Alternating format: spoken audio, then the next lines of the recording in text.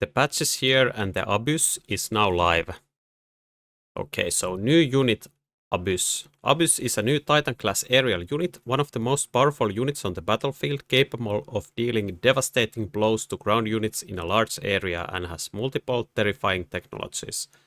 So we tested it. I have a 1-hour video of this unit. And I did make a mistake on the technology, the disintegration. I thought the range was same as the Abyss, but it's double, so it's 200 range from everywhere. I thought I tested it, but I don't know how I got confused. Maybe it was with this crazy delay of the effect. Maybe that was it. But nevertheless, that's the case. It's pretty powerful technology. The problem is it's very hard to trigger at the right time. Then new survival brawl mode unit Mountain. I also have a video about this already. Was a pretty cool unit. I wish this was in 1 vs 1. I said in the video that I might start playing the FFA just to experience this unit a couple of times at least. It's really cool. Then some Season 3 rewards. New Phoenix. It's pretty nice looking. Holy moly. I like these avatars a lot. And I love the new emotes here. These are crazy good. And then onto the good stuff. Balance adjustments. So Hound radius of fire extinguisher increased from 30 to 38. So I have been using this quite a lot. I think it's a really good technology. The problem is that you need to, like, usually in my experience, you cannot build hounds for this technology because then you have too little or the deployments late game are too important. So you need to have them on the battlefield from the start. So I think it's hard to set up this technology, but if you're an aggressive player, the fire is a big problem. And it's nice to deploy some hounds early and then click this extinguisher tech later. It's pretty good. I'm glad it gets buffed. It should remove oil from the battlefield, though that would be a change I would be very happy to see. Then the Arclight. Oh my god, I hate the Arclight. It's my least favorite unit in the game, and it's getting nerfed. And it has been quite good unit, actually. So it's losing HP, 14% HP, and armor enhancement HP bonus from 35 to 50. So the old Arclight with armor, with the 35% armor, has more HP than the new Arclight with 50% armor. And Mustang damage decrease 3%, so attack goes from 37 to 36. Developers note Mustang is the most picked unit beside Arclight. This adjustment will slightly reduce the efficiency of Mustang against high HP unit while keeping its effectiveness against small units unaffected. Well, the Mustang is a really powerful unit, and I think you always need to have Mustangs in your army at some point. But I think also if you use Mustang as a carry unit, a good player will always give you a lot of trouble with Phantom Ray armor, Sledge armor. It's very hard to go into Mustangs unless the opponent is presenting the opportunity for you to do so. So for example, deploying too many Fangs early, too many Wasps early. I don't think the Mustang was a problem. I think players who thought the Mustang was a problem deployed too many threats against it. For example, only Fangs at the start. And then they get rolled over by a high-level Mustang with an item. Surprise. But it's fine. It's fine, I think. Then Specialist HP changes. Amplify Specialist plus 200 health. Supply Specialist minus 100 health. Rhino Specialist minus 200 health. Makes sense, a lot of sense. I think the Rhino Specialist health has been quite high.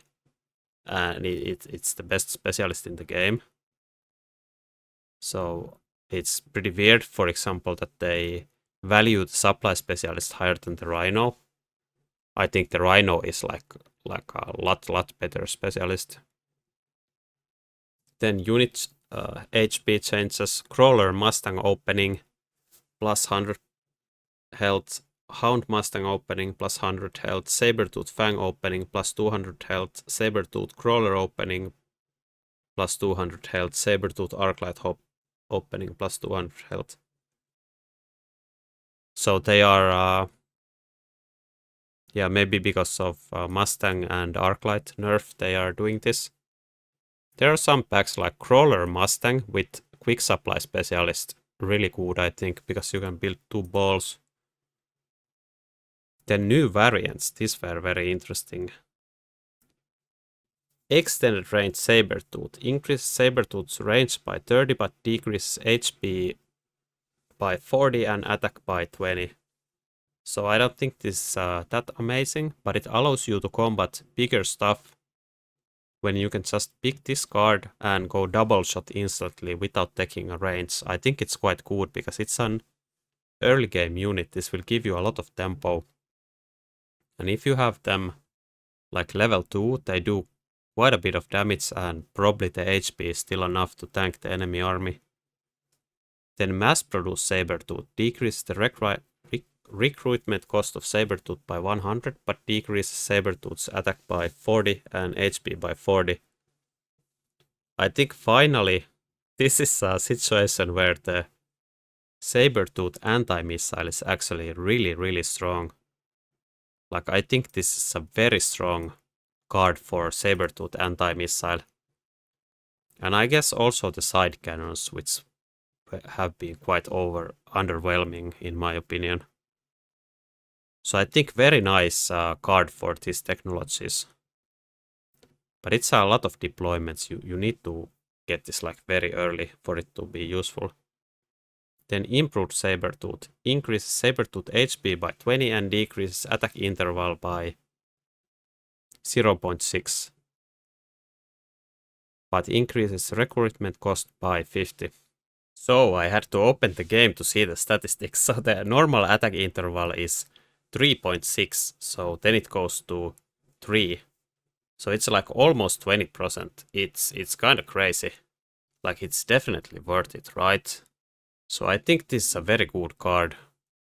The Sabertooth is kind of mid-tier unit though. So I don't know if you should be that excited about it, but it has its places, right? It's a good card. But you have to get it like really early and the opponent needs to be vulnerable to high DPS, like high single target damage. Then reinforcement cards. Acid bomb cost from 250 to 200. Yeah, I think the acid bomb has been quite weak. Now the Hound is also a counter to it. But and in addition to Photon. So I think this is a good change. It's not a good card. It's like, it's so bad that the enemy doesn't sometimes shield against it and then it's good. So it's kind of in a weird situation. Then advanced defensive tactic cost 350 to 300. It's about time. This is so bad card. It's so bad actually. And they aren't changing the other one that buffs attack. I think you should never take this card and never the attack card. Or almost ever, like 99%. Then mobile beacon, card level from 2 to 1. So it's 50 cheaper. This is crazy to me. So now the mobile beacon card is basically cost 50 instead of 100. So you get a cheaper mobile beacon and you get another one. I don't know why they are making this change. I thought this card was really good. But yeah, now it's, if there's nothing else, it's like a cheaper beacon, so it's super good. Heavy armor Mustang card level from 3 to 2. Yeah, this not a good card, I think. It reduces way too much range, if I remember what the card does. But yeah, I haven't been picking it at all, and I don't think I will. It's pretty good versus crawlers. If you have this heavy armor Mustang card and then you go high explosive ammo into crawlers that the enemy is committing, that's the like only situation it's good at. Assault Fang attack bonus from 40 to 50. Okay, always nice to see some Assault Fang action. And then they nerfed this mass produce fortress card a while back, and now they are buffing it a little bit more. So mass produce fortress attack and HP reduction from 40 to 35. It used to be 30 for both. And I don't think this still is a good card. They nerfed it way too much. I think it's still, well, it might be okay. Need to test it. But a good change. Heavy Overlord attack reduction from 35 to 25. Yeah, this was not a good card. I picked it so many times expecting it to do something, but it was never enough. I would like to see more HP on the Heavy Overlord. But this doesn't make it a good card, I think. Then the Underground Threat, this was like completely busted card. It used to summon like 2 packs of crawlers, and now they are nerfing it. Number of crawlers from 48 to 36, so it summons like 1.5 packs of crawlers. I like the change, but I think they should increase the cost of this spell or the level of this spell. I think it's still way too good. Then Enhancement Module, which is usually in a good situation, it's one of the best cards in the game, so they're nerfing it. Cost 200 to 250. Makes a lot of sense. Subsidized Mustang card level from 2 to 3, so this means that the cost is increased also by 50. And they are doing the same from 2 to 3 to Subsidized Arclight and Subsidized Marksman. And I think both the Subsidized Arclight and Subsidized Marksman card are pretty bad now. They used to be super good. Or if you get it early in a right situation, it used to be super good. Now I think it's too expensive. I don't think you should pick these cards anymore. The Subsidized Marksman, I'm a bit sad because it was one of the only situations where you could actually see Assault Marksman being really useful if one player gets this card early. The Subsidized Mustang, I think it was super broken. Like you could pick it and build like 15 Mustangs or 10 Mustangs or something crazy. I think it's still good, but you might wanna pick some other cards over it now. And then improved melting point card level from 1 to 2. And by the way, no nerf to multi-melter, which is kinda crazy. I think it's a pretty good technology. It's way too cheap. And the improved melting point was part of the problem. And now it's only like $50 more expensive and comes a little bit later, which is not a problem. So I don't know about this. Doesn't change much, I think. It's still a very good card. And now you can change the difficulty levels of AI in 2 vs 2 and Brawl lobby games. Now spectators can see the specialist selection timer. Now there is a countdown clock sound when the time is running out during the specialist selection. Okay. Pretty good patch, like pretty safe changes. These were kinda nice, I think, the new variants. Very excited about these, and of course the new units. I wanna test this Abyss more. Like I think it could be pretty good in a certain situation. Like I have my thoughts about this unit. I made a video. I will put my recap here now. So final thoughts about these units. Well, it looks sick. It's very sick looking, and I'm very happy it's not like OP or completely imbalanced or actually good, because when the War Factory released, people, myself included, thought it was pretty bad. And when we played more with it, it turns out it's completely busted. And this is a unit that it's pretty hard for me to test because it's like a super late game unit.